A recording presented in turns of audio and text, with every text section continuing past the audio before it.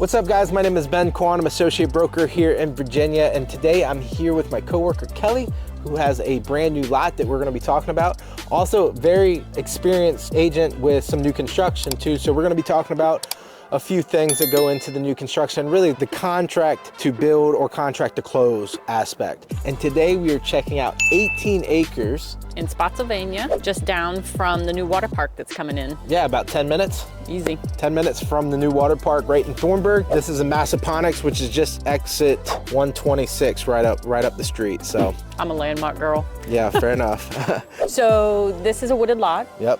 And you do have partial field on it, but there's big trees along here, and there is a tear down on the property, but it is 18 acres. And there is an existing house site on here. There's an existing driveway, but there is access to this lot on two different places, so you do have options. Right, yeah, we put the sign down over here, but you have a private drive here as well. We do have some field. Again, we have some woods. We have beautiful pines along the driveway that I'm gonna hug one here in a second. It's a beast. Yeah, I mean, they're huge, huge. Biggest pines I've seen since, like, you know, you see them down in Georgia sometimes, like just gigantic. Anyway, so a few people might ask, what's the steps if you're buying land? If you're thinking about buying this parcel or another parcel and you were to call me, the first couple questions that I'm gonna ask is, what are you trying to do with the property first, right? Are we trying to build a house? Are you just trying to keep it for recreational, riding four-wheelers, shooting guns? Just want property for the reason of having property, right? They're not making any more of it. So then, next question, if you are trying to build a house, is, are you working with a builder already? Do you have plans already? All these are kind of gonna come into play depending on the property, whether this property is gonna work or if I need to figure out a different property. And then it comes into your utilities, septic, well, public water, sewer, and even furthermore, now if we're talking about septic and well, now we're talking about drain fields. Do you have an AOC that you're working with? And that's a soil scientist that can kind of go out and determine how much bedrooms that land can perk for, and then furthermore, design a system built for that property and the house that you're building on. So now if you have a house plan, and let's say it's a 4-bedroom house, but then the land only can perk for a 3-bedroom house, not saying that that's not a doable process at that point. You're just gonna be a 3-bedroom house for resale purpose, and then usually you have like a 4th study or an office of some sort. Now, there is gonna be a little bit difference county per county, whether you can have closets in that study or stuff like that. It'll always be a 4-bedroom house. Yes. And you can use it as a 4-bedroom house, but for resale purposes, it'll be a 3-bedroom with an office, or you'll see not to code in the remarks. Yeah, you'll see in the remarks NTC a lot of times. That just means not to code. Now in a basement, that means maybe there's not a window. Upstairs, maybe not a closet. But in this case with septics, it's usually like that's a 3-bedroom perk and it's a 4-bedroom house. So when you call me and you decide you want to buy a piece of property, these are all things that you have to have in the back of your mind. If you're dealing with septic and well, you need to have an AOC ready to go to do soil work. And another thing that I always recommend is getting survey work, which is to check the boundaries, make sure that that property is what it is. Because here's the deal, when you buy the property, you're gonna have what's called a study period. Think about when you're buying a house, you have a home inspection, septic inspection. With land, it's called just a study period. And typically it's 30 to 45 days. So if you have like this ideal survey person that wants to do the work, or if you know a surveyor, but they're 6 months out, well, guess what? That's not gonna fall into your study period.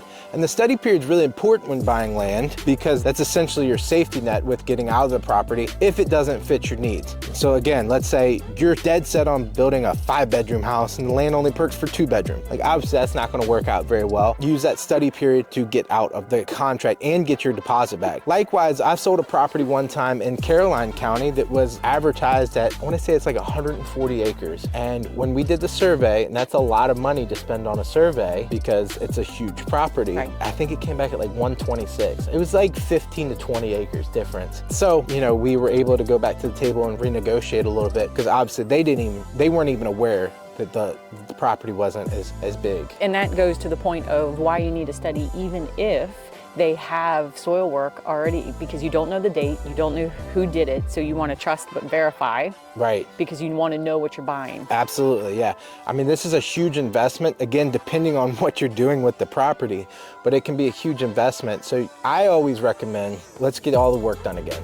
Yeah, I mean, unless you know the people that did the work, and in our case, in our area, we know a lot of the AOSCs, we know a lot of the survey companies, and we can recommend them, of course. But if we don't know who they are, I always recommend, let's go ahead and get it done again. Because circumstances might have changed. Maybe they just went out there to please someone and put a soil work or a septic where it's not done. Here's the deal with septic as well. When we talk about like a cost, usually it's like $500 to $800 for a soil scientist to come out, or AOC, and just perk the property. But then you take it another step further and you get essentially like a permit package ready to go. And that's when the design of the septic and everything's gonna go into it too. So you might have old paperwork saying this is perked for a 3-bedroom, but whoever you bring out that's actually gonna do the permit package and the design of the septic is going to wanna redo it again. So if they're not gonna go off some word from 8 years ago that this was 3-bedroom, again, unless they really know the scientist, but for the most part, they're gonna wanna redo it again. One thing to be cautious too is the type of system that the soil scientist is perking that property for. I'll just throw out some round numbers, but let's say a septic, a conventional septic, meaning everything is gravity fed, could cost you 15 grand versus some of these alternative systems. Now there's different variants depending on the alternative system, and we don't need to get into that, but some of these alternative systems might set you back 40, 50, 60 grand depending on what they are. So when you look at overall lot cost, that is definitely something that you have to pay attention. And that's why I say always get your paperwork redone just in case, because if the builder says that you have a lot allowance of say 70 grand, but it costs 60 grand to put a septic on it, obviously that's not going to work out for your overall budget. So it's not something to be afraid of, it's something to be mindful of. Definitely be mindful of, right? Because again, ultimately everything's coming down to a budget. At some point, you got to keep them in line. Now that is what you'll see a lot of times in these older neighborhoods that do have lots in them. If they're on septic and well, it's usually properties that didn't perk back in the day. Obviously, technology's come a long ways. And so we have these systems that now work for these lots. If you see a neighborhood that's built, say 20, 30 years ago, and they're building new construction in there today, it's usually, again, unbuildable lots that now have systems that they can put on them. Previously unbuildable lots. Yeah, previously unbuildable. Yeah. Yep. So overall, it really depends on a lot of circumstances on the soil, but on average, it's about $500 to $800 to make sure that your property does perk, and you'll just get a letter saying it perks, whatever, for a certain type of system, 9 times out of 10. And then it's gonna cost you another $1,000 to $2,000 depending to actually get all the proper paperwork that you'll submit down to the county with your builder to actually build your house or go to the next steps. So that brings up a point though about timeline on old paperwork, and even if you get new paperwork, and if you've identified your builder or you haven't identified your builder, you do have a timeline because the builder is only going to use recent paperwork. Yeah. So if you're just buying this lot now but aren't going to build for a couple of years, you need to put in your budget that you may have to have the soil work done again per the builder. Yeah, and if you know the soil scientist, potentially they can come back out and just look at it, make sure everything's fine. Hopefully they're still in business at that point, because there's plenty of them that weren't after 2008. Age out for sure. And then let's talk about survey for a second. So survey is going to be very dependent on a lot of different variables. One being, when was the last time that property and or neighboring properties were surveyed? Because if they can't find recent stakes and recent surveys from other properties, then they're going to be doing a lot of work trying to bring that back up to today's standard. I know when I bought my property, last survey was done in 55 or 53, and in the survey, the markers were trees. Outstanding. Like this big maple, that rock on the back right corner, there's a rock, and the rock's still there. But that's the, I kick it every couple feet, every couple years, you keep building some land. You know? No. Not so much. Hence, what was that story about the land that they were selling, 140 some odd acres? That's exactly what happened, yeah. And they say that's how George Washington got rich. So now you're going to disparage the first president? Fair enough. Well, there's a couple different ways the survey, you don't have to put iron rods in the ground. Of course, we always recommend it. It'd be easier down the road. But I guess you can just put stakes on the property, the 4 corners. You also can pay extra and get them to mark the boundary lines as well. And I always recommend that, especially for your first time. Hopefully you don't ever have to do it again once you learn it, but it just solidifies, you know, obviously putting iron rods and boundary going down through there, it kind of just solidifies, again, your investment. You got to look at it as an investment. You do not want to buy a property and find out it's less and can just go on and spiral downhill pretty quick from there. But asking these questions up front saves time in the long run, because sometimes people perceive it as us being nosy, but really it's just trying to best service you as the buyer and make sure you get what you're looking for. Absolutely. All right, so going back to the study period and everything, so we identify the lot. You've now put a contract down on it. You'll put a security deposit down. It's called an EMD here in Virginia, earnest money deposit. Good rule of thumb's about 1%, give or take.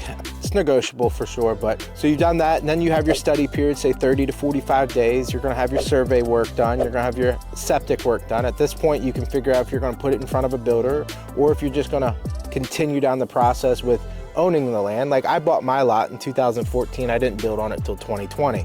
So it doesn't mean you have to go build on it right away or ever. So you've done all the work, then you have to figure out if you're gonna stay in for the study period. Assuming everything checks out to your standards that you're looking for, you would go ahead and propose closing at that point. So again, usually when I line it up, say we do 30 days to close or 30-day study period, 45-day to close, something like that, or 45-day study period, 50-day close, something along those lines.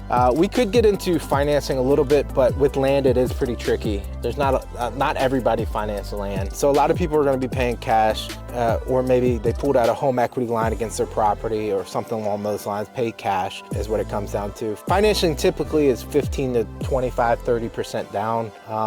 And they're usually not 30-year mortgages as well. They're usually balloon payments, ARMs, adjustable rates. They're usually private money. They're just a different beast. A lot of people want to buy a property and come to me, but don't really have the means to.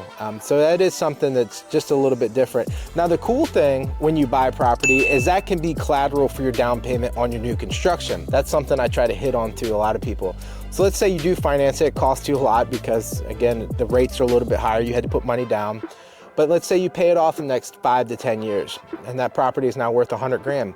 You can roll that as your down payment into your new construction. So if I were to build a house anywhere and the builder say wanted 20% down and that ended up being 100 grand, if you have a $100,000 lot, it's the same thing as a down payment. So I know when we built our house, we only really had to come out of pocket about $8,000 for closing costs because I rolled that farm into the deal for the bank. There are options for construction to perm as well, and that you could roll your lot into the construction build. At that point, you would be working with a builder. Mm-hmm. You can work in conjunction with the builder. Yeah. And so show them, yeah. So it depends on the scenario. Some builders prefer that to give you a lot allowance, and some of them will work with you as you are identifying lots and give you a price based on that. Okay. So then the other thing during the study period, because you and I have been talking about with your lots and with this lot, we're not in HOAs. Yeah, that is something different. I don't typically deal with properties in HOAs, but there are plenty of buildable lots in HOAs. Fawn Lake's a great example. There is still land available in HOAs, whether it's just a one-away or it's a new development that maybe a builder is selling off singular lots here and there. Part of the study period is making sure that what you want to build, whether now or down the road, conforms to the HOA rules. And we're not talking about whether or not you want a pink door or purple shutters, but... And sometimes in older neighborhoods too, you just have covenants. It might not be an active HOA, right, but they have covenants. Say, if it's a two-story house, it has to be 2,000 square feet above grade. Garages can't be set in front of houses. They have to be behind houses. Can't have garages bigger than houses. I mean, you know, there are covenants too for some of these subdivisions, and that is something that a realtor would need to look into for you. It's one of the arguments of why you need to work with a realtor for buying land. Yeah. So as we wrap this thing up, obviously there's a lot of moving parts when it comes to land, and same with houses. Obviously I've tried to touch on as much as I can, but if you have any other questions, feel free to drop them down in the comments below, or reach out at any point. If you guys like this kind of content, always like and subscribe, and we will see you for another tailgate chat, and we will see you on the next one. Look how big this tree is, guys. I mean, for a pine tree though, I can't reach. It's a pretty big pine tree, man. And they're all down through here. You can tell this is an old driveway at one point. I mean, 200 years old, I had no clue. I'm not a tree person. I just know they're big.